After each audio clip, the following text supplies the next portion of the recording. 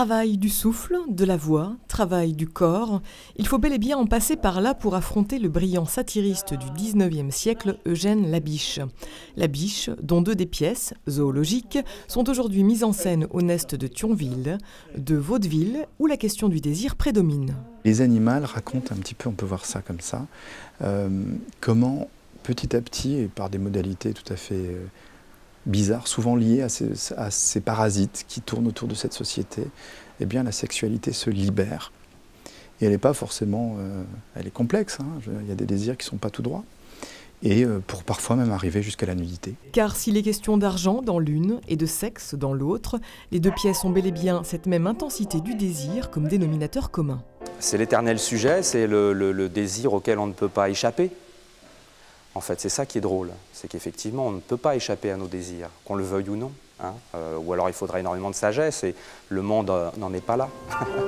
Je vous demanderai un PC. Ça par exemple, jamais. De chercher le numéro 1 et je me paie d'avance.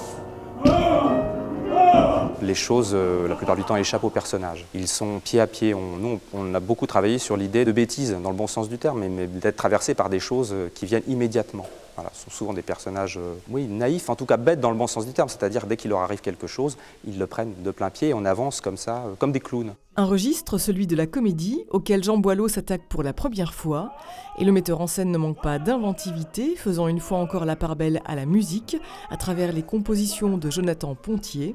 Sur scène, point de musicien, mais un piano automatisé.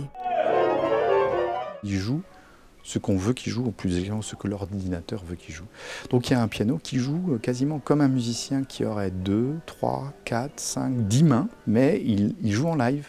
Et c'est une des originalités du truc. Car chez Labiche, la farce se mélange à la chanson pour mieux critiquer la société.